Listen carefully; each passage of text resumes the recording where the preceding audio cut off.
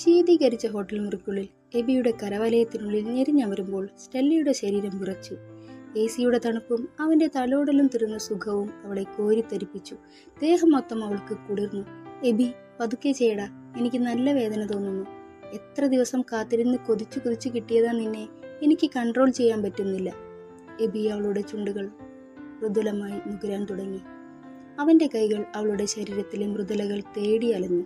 രണ്ടുപേരും അങ്ങോട്ടും ഇങ്ങോട്ടും കെട്ടിപ്പിടിച്ചു. ആവേശത്തോടെ ഉമ്മ വെച്ചു. 5 മാസം മുമ്പാണ് എബിയും സ്റ്റെല്ലയും പരിചയപ്പെട്ടത്.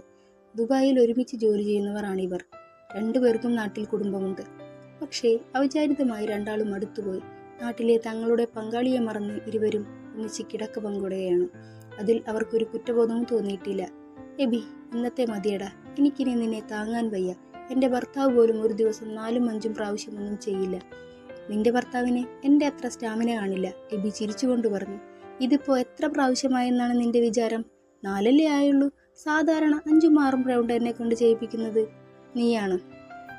എൻ്റെ ഭാര്യ പോലും ഇങ്ങനെയൊന്നും എന്നെ കൊണ്ട് ചെയ്യിപ്പിക്കാറില്ല. ഒരെണ്ണം കഴിയുമ്പോൾ തളരും, പിന്നെ 2 ദിവസത്തേക്ക് നോക്കണ്ട.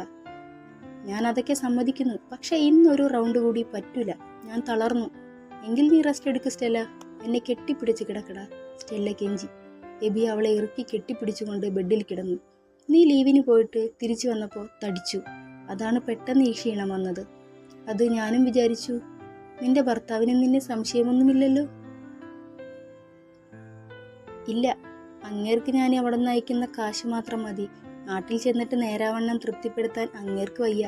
പിന്നെ ഭർത്താവെന്ന് പറഞ്ഞ് അയാളെ നീ എന്തിനാ കൊണ്ടു നടക്കുന്നത്? നാട്ടുകാരെ കണ്ണിൽ പൊടിയിടാൻ പേരിനൊരുത്തനുള്ളത് നല്ലതാ. അവിടുത്തെ കാര്യങ്ങൾ നോക്കി നടത്താനും ആരെങ്കിലും വേണ്ടേ? ഒരു മോള് വളർന്നു വരുന്നതല്ലേ. നല്ല ശമ്പളമുള്ളത് കൊണ്ട് എനിക്ക് ഈ ജോലി വിടാൻ പറ്റില്ലെന്ന് അങ്ങേർക്കറിയാം. അയാൾക്ക് എന്തായാലും മാസം എൻ്റെ പകുതി ശമ്പളം മാത്രമേ ഉള്ളൂ. അതുകൊണ്ട് ഞാൻ പറയുന്നതനുസരിച്ച് നിന്നോളും. നിന്റെ ഭർത്താവ് ഒരു മണ്ണുണ്ണി ആയതുകൊണ്ട് എനിക്ക് നിന്നെ ഇങ്ങനെ എൻ്റെ കിടക്കയിൽ കിട്ടിയത്. എൻ്റെ ഭർത്താവ് തരാത്ത സുഖം നീ എനിക്ക് തരുന്നുണ്ട്. പക്ഷേ നിന്റെ ഭാര്യയ്ക്ക് എന്താ കുറവ്? വെറുതെ എൻ്റെ മുന്നിൽ തുണിയില്ലാതെ കിടന്നു തരാനല്ലാതെ അവളെ കൊണ്ട് വേറൊന്നിനും കഴിയില്ല. നീ എൻ്റെ ഇഷ്ടം മനസ്സിലാക്കി എല്ലാം ചെയ്യും. അതുകൊണ്ടല്ലേ എനിക്ക് നിന്നെ ഇത്ര ഇഷ്ടമായേ? എബിയുടെ കവിളിൽ മെല്ലെ കടിച്ചു. വേദനയെടുത്തതും അവൾ അവൻ്റെ പുറത്ത് നല്ലൊരു അടി വെച്ചു കൊടുത്തു. എബിയും സ്റ്റെല്ലയും ഗൾഫിൽ ഒരുമിച്ച് വർക്ക് ചെയ്യുന്നവരാണ്. രണ്ടുപേരുടെയും കല്യാണം കഴിഞ്ഞതാണ്. എബിക്ക് കുട്ടികളില്ല. തങ്ങളുടെ ജീവിത പങ്കാളിയെ ചതിച്ച് ഇരുവരും ദുബായിൽ അടിച്ചു പൊളിച്ചു ജീവിക്കുകയാണ്. നാട്ടിലുള്ളവരുടെ പങ്കാളികൾ അതൊന്നും അറിഞ്ഞില്ല. എബിയും സ്റ്റെല്ലയും ഇപ്പോൾ 2 സ്ഥലത്താണ് താമസിക്കുന്നത്. പകരം ഒരുമിച്ച് താമസിക്കാൻ തീരുമാനിച്ചു കഴിഞ്ഞു. അപ്പോൾ പിന്നെ എന്നും തങ്ങൾക്ക് കണ്ടുകൊണ്ടിരിക്കാമല്ലോ എന്ന ധാരണയായിരുന്നു. അങ്ങനെ അവർ ഒരുമിച്ച് താമസം തുടങ്ങി. എബിക്ക് നാട്ടിൽ പോകുമ്പോൾ ഉപയോഗിക്കാനുള്ള ഒരു ഭോഗവസ്തു മാത്രമാണ് എബിയുടെ ഭാര്യ റോസി. പ്രത്യേകിച്ചൊരു കഴിവുമില്ലാത്ത ഭർത്താവിനെ പേരിന് കൊണ്ട് നടക്കുകയാണ് സ്റ്റെല്ലയും. അവർ ഇരുവരും തങ്ങളെ ചതിക്കുന്നതറിയാതെ സ്റ്റെല്ലയുടെ ഭർത്താവ് അവളെയും എബിയുടെ ഭാര്യ റോസി അവനെയും സ്നേഹിച്ചു. സ്റ്റെല്ലയുമായി ബന്ധം തുടങ്ങിയതിനു ശേഷം എബിയുടെ നാട്ടിലേക്കുള്ള പോക്ക് കുറഞ്ഞു. സ്റ്റെല്ലയും പിന്നെ പോകാതെയായി. വർഷത്തിലൊരിക്കൽ ഒരാഴ്ച മാത്രം ലീവ് എടുത്തു പോയി തല കാണിച്ച് വരവ്.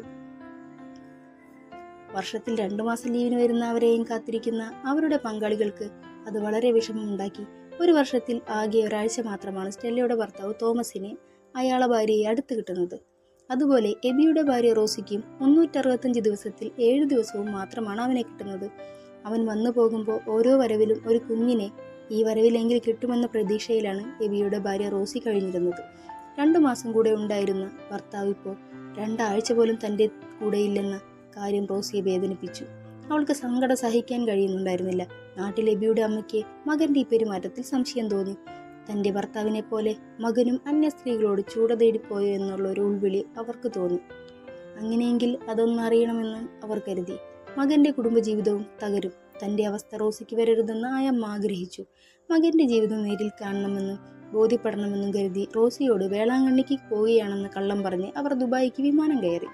എബിയുടെ അമ്മ സിസിലിയുടെ ആങ്ങളെയാണ് അവന് ദുബായിൽ ജോലി ശരിയാക്കി കൊടുത്തത്. ആങ്ങള പ്രവാസം മതിയാക്കി വന്നെങ്കിലും മുൻപ് ഒരുപാട് തവണ വിസിറ്റിംഗ് വിസയിലൊക്കെ അവിടെ പോയിട്ടുള്ളതുകൊണ്ട് സിസിലിക്ക് ദുബായിൽ ഒറ്റയ്ക്ക് പോകാൻ പേടിയുണ്ടായിരുന്നില്ല. അവിടെ തൻ്റെ പരിചയത്തിലുള്ള ഒരാൾ വഴി സിസിലി വിസ ഒപ്പിച്ചു. എബിയെക്കുറിച്ച് മറ്റാരോടും അന്വേഷിക്കാൻ പറയാൻ അവർക്ക് ധൈര്യം പോരായിരുന്നു. അവനെപ്പറ്റി അവർ മോശമായി എന്തെങ്കിലും അറിഞ്ഞാൽ തനിക്കത് നാണക്കേടാണ്. അങ്ങനെ കാത്തിരുന്നൊടുവിൽ സിസിലി ദുബായ് എയർപോർട്ടിൽ വന്നിറങ്ങി. വന്ന ഉടനെ തന്നെ സിസിലി പോയത് മകൻ താമസിക്കുന്ന അപ്പാർട്ട്മെന്റിലേക്കാണ്. അന്ന് ലീവ് ദിവസമായതുകൊണ്ട് എബി സ്റ്റെല്ലയെ കെട്ടിപ്പിടിച്ച് കിടന്നുറങ്ങുമ്പോഴാണ് ഡോർബെൽ കേട്ടത്. ഉറക്കച്ചടവോടെ അവൻ എഴുന്നേറ്റ് വന്ന് വാതിൽ തുറക്കുമ്പോൾ കണ്ടത് തൻ്റെ അമ്മയെയാണ്. പ്രതീക്ഷിക്കാതെ അമ്മയെ കണ്ട എബി ശക്തിയായി ഞെട്ടിപ്പോയി. അവന് തൻ്റെ കണ്ണുകളെ വിശ്വസിക്കാൻ കഴിഞ്ഞില്ല.